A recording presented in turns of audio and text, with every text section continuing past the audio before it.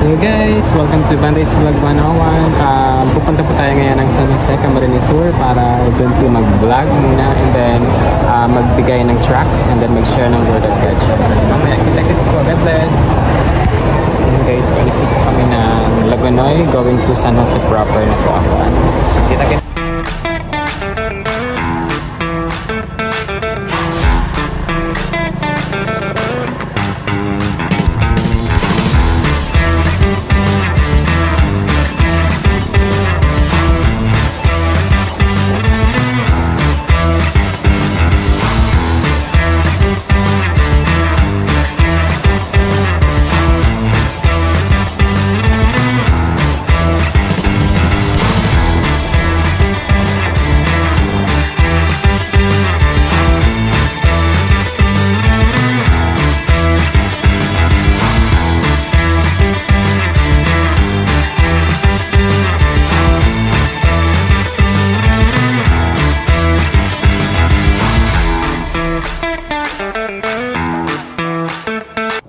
Sa wakas mga ka-bless, nandito na po tayo ngayon sa San Jose, Camarines Sur. Salamat sa pag-iingat ng Diyos sa buhay ko dito.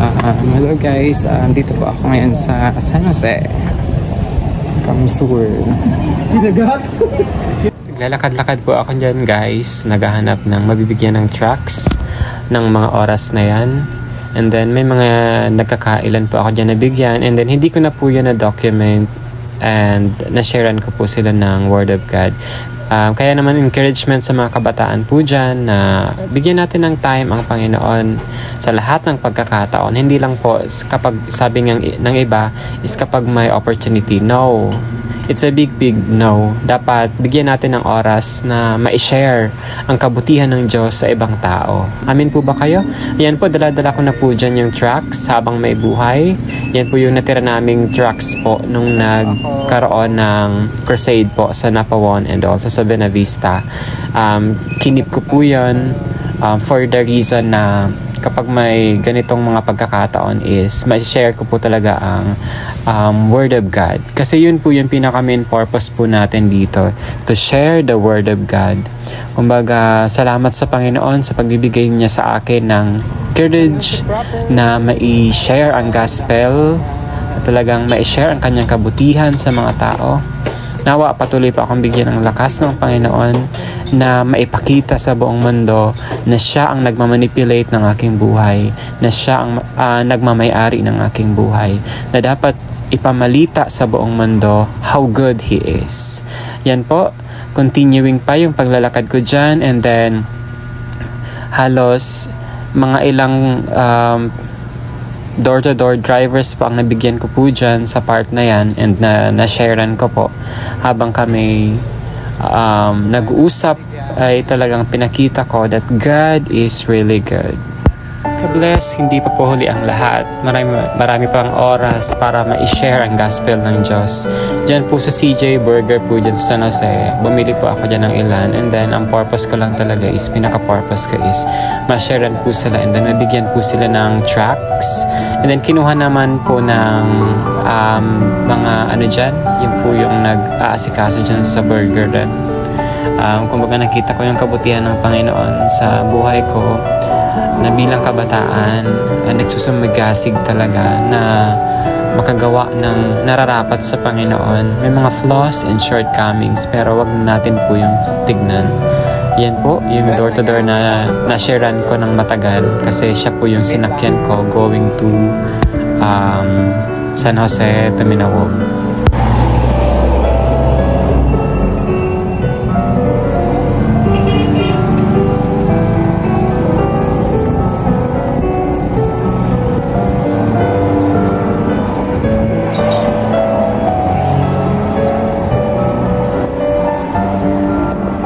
Yan, tigita ko yan kuya. Sa church mo yan kaya po. Born again Christian po. One God believer po. Alam pag kayan, gusto ko lang magtauning tracks. Free man po siya. Mahalaga ba kayo sa buhay na habang buhay pa ma-share ka na talaga yung Word of God. Kasi dahil para aram ang buhay talaga. Habang may buhay pa, may pag-asa yan na mag-share talaga ng salita ni Lord talaga. Kaysa kang mga kabulas to. Dati tigato, naagihan ko man araw kaya na mga nonsense na mga bagay ang pinag-uuralayan. Daw ang iba tayo interesado pag maisin kang iyo, mas maray ng Word of God.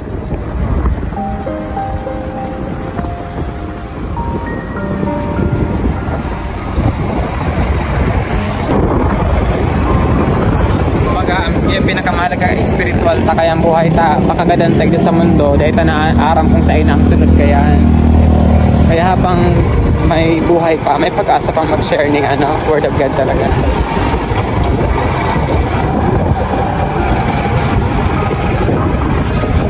Ba, libre na po pang kuahon para libre. Libre na una may bayad. Yan bayad dapat kasi Word of God yan. Saan ba ang church nila? Sa po, igwa po kaming church sa Goa. Igwa man po kaming church po sa Lagunoy. Pero ako taga Lagunoy talaga ako. May i-visit lang po ako dyan.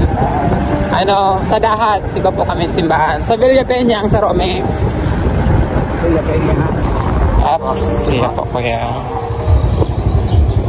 Lahat yata tawan takang trucks ko yan. Tapos ibayad ka. Wait. Mag-continue ka po, sayang man. Katanong man sana. Siguro maaaring mag-restore ka, sayang man po. Kung sa spiritual ta kaya yan. Nito ay may kwarta man kita minsan pero syempre mas mahalaga mag-aral ang spiritual. Okay na po yan kuya. Okay na po. Salamat po. Iya po kuya. Basa-basahan po. Iya po. God bless po. Badagos ka ha. Yes, may pupuntahan pa tayo. Isa kong friend dito sa San Jose. Sharean po natin siya ng pakunti-kunti ng Word of God. Alam ko gagabayan ako ng Panginoon. Sa mga Christians po dyan, patuloy lang kayo at walang alam kong walang imposible sa Panginoon kapag ibinibigay niyo naman po sa Kanya yung best ninyo. Kumbaga, genuine lang. Hope this vlog inspires, not to brag, but to inspire others. God bless po. Sana sa mga Christians po dyan, ma-inspire po kayo ng vlog na to na may mga time pa po ngayon.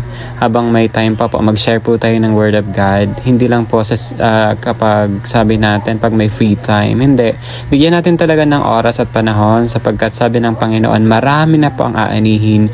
Kaya naman gamitin nawa tayo ng Panginoon to share His Gospel and to spread the love sa ibang tao na talagang makakilala pa sa Kanya. Maidala natin sa Kanyang kaharian. Pagpalain po tayo mga ka-bless at lagi po tayo mag-iingat. Bye-bye ka-bless.